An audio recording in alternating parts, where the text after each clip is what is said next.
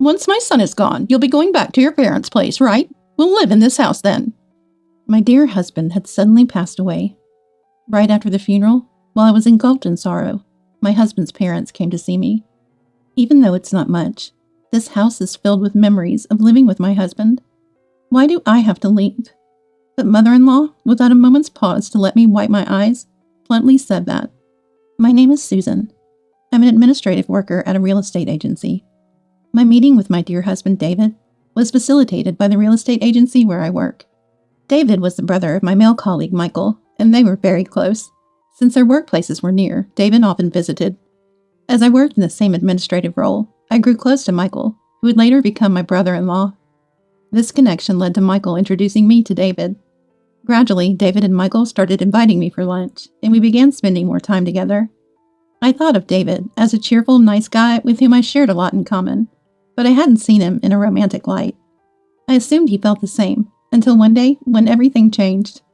We were supposed to meet at a restaurant Michael had reserved, but he had a sudden emergency and couldn't make it. It seemed wasteful to cancel the reservation, so for the first time, it was just the two of us. I later found out that this was arranged by the brothers, with Michael conspiring to give David and me some alone time.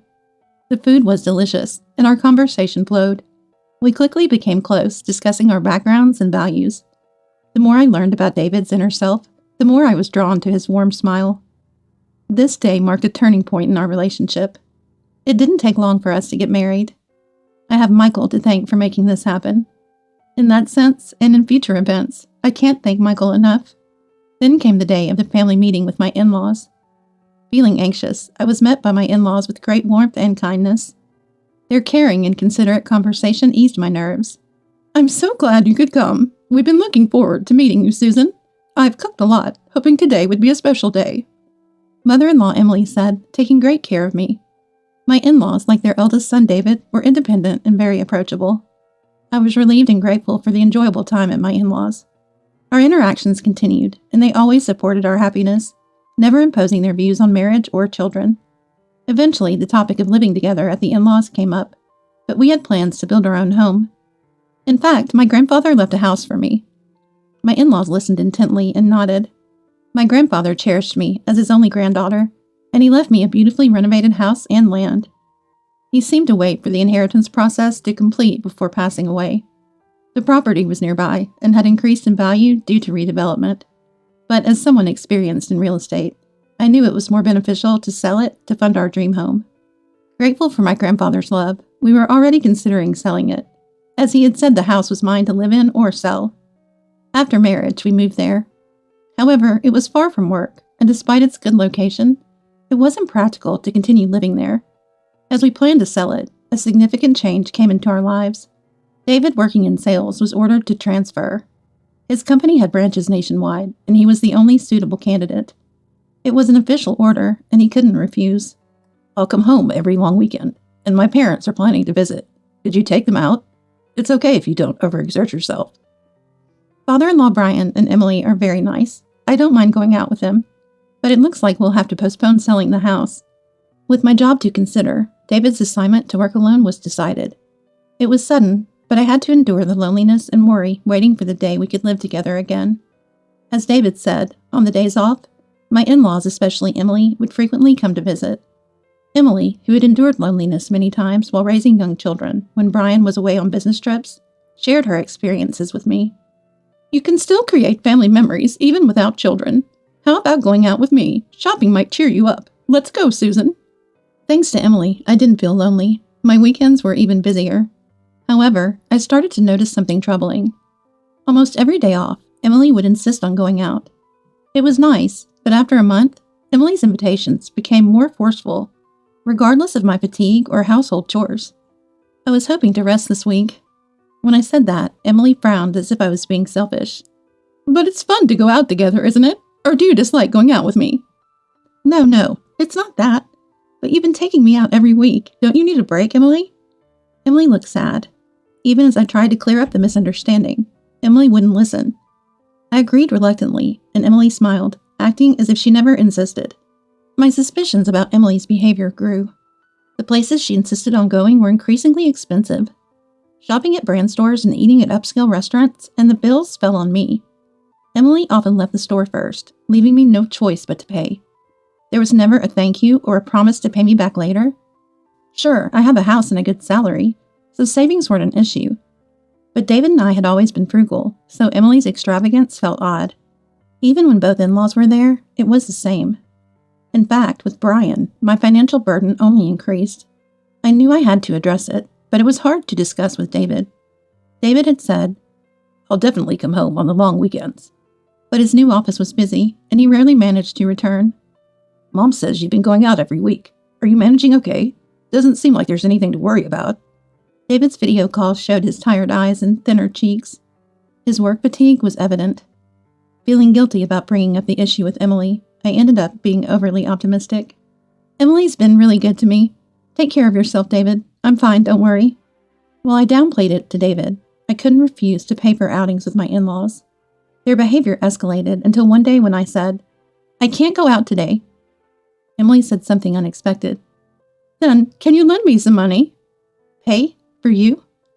"Just a little, really. I've already made a reservation at a restaurant. I'll take another friend instead, so could you cover what I'm short?" I wanted to refuse, but that would have made things worse. Resigned, I opened my wallet, but Emily never acted this way in front of David. "Have you thought about asking David?" When I hinted this to Emily, "That's shameful to tell David." Her response shocked me. It was clear she felt it was okay to ask me, not David. I gave up on Emily as her demands for money became routine. At least giving her some pocket money, she stopped dragging me out. I knew it was a big problem, but my attempts to communicate with Emily were exhausting. Her behavior became more bizarre. She'd show up unannounced, inspecting the inside and outside of the house, making me feel like my privacy was invaded. "Is this from your grandfather, Susan? This furniture? It's wonderful you can afford such luxury." Some furniture were antiques my grandfather liked. Emily seemed to enjoy them, admiring them as if they were her own. "This is mine and David's home." I finally started to consider confiding about Emily's actions. David might be surprised, but how I wish we could find a way to deal with Emily together. Emily's actions are far from pleasant. Even as in-laws, it's an invasion of privacy.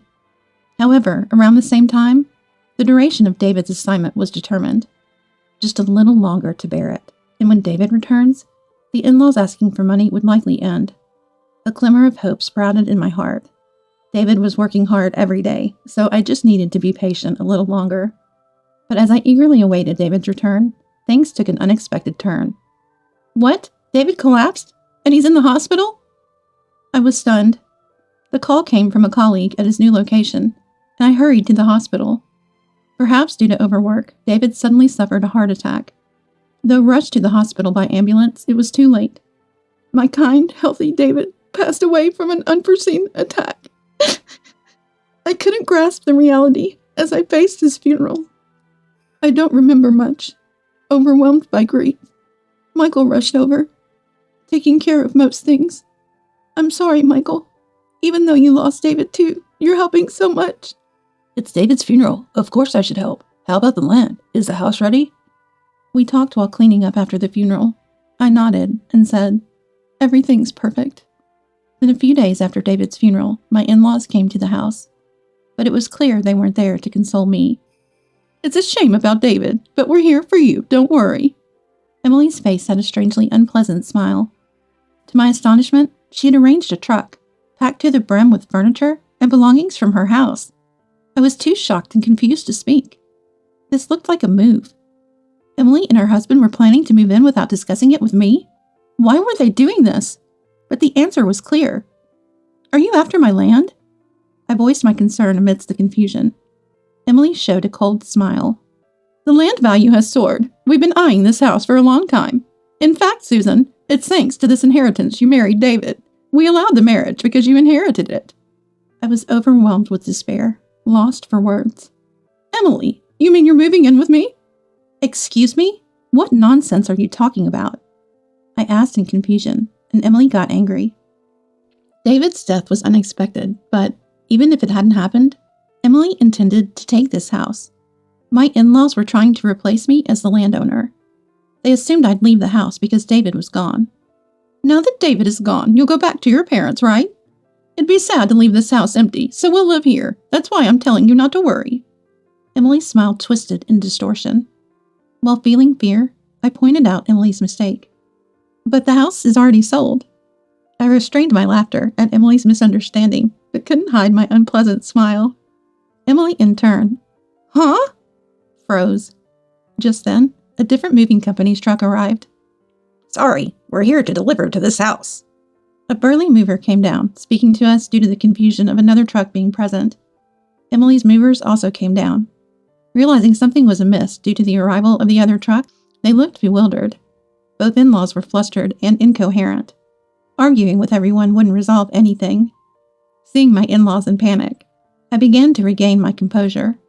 Then, I promptly gave instructions to move the truck. "This house has already been sold, and the contract finalized. A new family is moving in, so you can't bring their belongings into someone else's house, right?"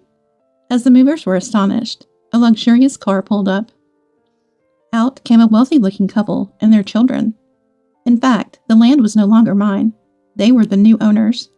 My in-laws were increasingly confused, unable to comprehend what was happening. "Please move the truck quickly. The new occupants can't start their work." Somehow, I managed to get Emily's truck moved, and the movers immediately began their work, efficiently transporting brand new furniture according to the planned procedure. Emily and her husband, unable to accept this, started to persistently pester me at the entrance. The occupants, realizing the situation, took their family back to the car and then came over to confront us. "Who are you? We bought this house. Please let the truck go soon." I hadn't expected my in-laws to visit, so I apologized repeatedly to reassure the new owners. But Emily and her husband didn't leave. They pushed past us and barged into the house. Of course, the house had completely changed from what they knew. None of the furniture my husband and I used was left. Emily was shocked at the sight and started to make a scene. "What's this? The house is empty. The antique furniture, the lighting? I love those. What's going on?" Emily was infuriated, unable to understand what was happening. The occupant finally snapped. "I'll call the police." Frustrated, Brian quickly grabbed Emily and retreated. Once away from the scene, the heated Emily quieted down somewhat. First, I apologized to the occupants. "There could still be future problems," they warned. So I provided them with my in-laws' names and addresses to somehow resolve the situation. Feeling a deep sense of exhaustion, I still had things to explain to my in-laws. I went back to them and calmly explained that the move had been completed just days before David's death. The plan was always to sell the house along with the land. It was the original plan, though it had been paused due to David's solo assignment. The smooth progression of the plan was due to a certain background. It was Michael who encouraged our decision. Confused by my in-laws' change, especially their demand for money, I didn't want to worry David and couldn't consult him, leading to days of despondency. Michael noticed and came to my rescue. Michael, who didn't get along with his parents, "If you're in trouble, I'll help," had offered. Trusting Michael, who promised to keep it a secret for the sake of our marital harmony, I decided to confide everything. Upon hearing it, Michael was furious with his parents. Michael, David's brother and my colleague, understood their scheme well. For him, David was his only family, and he saw me, David's wife, as family too. "My parents will either try to live in that house eventually, or conveniently kick both of you out to make it their own." According to Michael, both parents were pretentious and unscrupulous, especially Emily, who was selfish and malicious under her refined exterior. Hearing these intense stories about his own family from Michael, David never knew this side of his parents because they hid it from him, the heir. Anyway, to avoid losing it to them, Michael suggested we sell the land early. I agreed with Michael's suggestion and decided to proceed with the sale. Even though it was a valuable inheritance from my grandfather, I didn't want it to become an obstacle for us. Rather, because it was important, I didn't want to leave any troubles. Of course, it wasn't a decision made on my own. I had discussed it with David while he was alive and had his agreement. At that time, David learned about all his parents' actions. Though I didn't want to tell him, I couldn't complete the sale alone. But David understood why I couldn't consult him and condemned his parents' actions. "I'm sorry I didn't notice. If it's okay with you, Susan, let's finish the sale before my parents make a move. It's a shame about the house inherited from grandfather-in-law." "No, it's okay. If it's going to cause trouble, grandfather would agree to let it go too." I decided to sell the land, not to protect my relationship with my in-laws, but to safeguard the future I had with David. Michael, a real estate expert, exerted his efforts in the sale, finding the ideal buyers. My task was to find a new place to move as soon as possible and act naturally to prevent my in-laws from finding out. The house, while lived in, was almost like new, so we were able to keep the price reasonable. Thus, a buyer was quickly found and the sale was swiftly concluded. They were the family that had just arrived. Originally, I had planned to wait in our new home for David's return. David was pleased about the sale, so it was only regrettable he wasn't here. The movers efficiently transported the furniture. The evicted in-laws watched from a distance as the move continued smoothly. They stood dumbfounded for a while, but that couldn't last forever. The movers they had hired, angry and confused, demanded an explanation. From their perspective, the booking mistake was inconceivable. I can't believe this is happening. It's a breach of contract. They questioned my in-laws, who in their panic struggled to explain. Eventually, the household goods had to be taken back, but because of the unexpected situation, a significant surcharge was apparently billed. Emily, finally understanding the situation, clung to me, trembling. This is the wife of David's house, so it's our home too, right? This situation is odd, isn't it? She tried to persuade me with her strained excuses, but I ignored them and left with only my hand luggage. The land was already the new family's property, not mine anymore, so I had nothing to answer. David's memorial service proceeded without delay. I encountered my in-laws there, but even though they seemed like they wanted to say something about the house, they never did and eventually left surreptitiously. I had no obligation to speak to them anymore, so we barely talked. I lived my days in peace. In a new house, a small home where I was supposed to restart with David, I faced the grief of losing him. With substantial savings from the sale, the plan to build our own home vanished without David. Returning to work, I immersed myself in the few memories I had with David and slowly began to look forward to a positive future. Meanwhile, my in-laws, especially Emily, must have been accumulating unresolved grievances. I didn't want any more involvement with them, so I didn't inform them of my new residence. Unable to interact with me, Emily's frustration only grew. She had always pretended in front of David, and now couldn't turn to Michael, whom she didn't get along with. Not knowing my whereabouts added to her stress, which kept piling up until Emily lost her balance. One night, Emily committed a heinous act by pouring gasoline around the sold house. Fortunately, a passing neighbor, sensing something amiss, apprehended her before anything worse could happen. After being reported to the police and found with the old paper and a lighter, Emily was arrested for attempted arson. The new occupants, furious upon learning she was the woman who had intruded on moving day, angrily insisted on pressing charges, contacting me as well. I apologized profusely, but it was for the terrifying experience they almost had, not for Emily's attempted arson. In the end, Emily couldn't escape legal action due to her obsession with the house. I managed to be forgiven after repeated apologies, promising such an incident would never happen again. Emily, who had grown up in luxury and always had whatever she wanted, became frustrated when she couldn't have the house. That's why, I want that house! This unfulfilled desire turned into distorted jealousy. Unable to let go of the house and land, she resorted to crime and eventually ended up in prison. Brian, who should have been her support, ended their marriage in a dispute following her arrest. So when her sentence was over, Emily had no home to return to. But that was the outcome of her own actions. Michael, lonely after losing David, said, Susan, having you makes it bearable. Though my relationship with my in-laws was severed, I hadn't lost my entire family.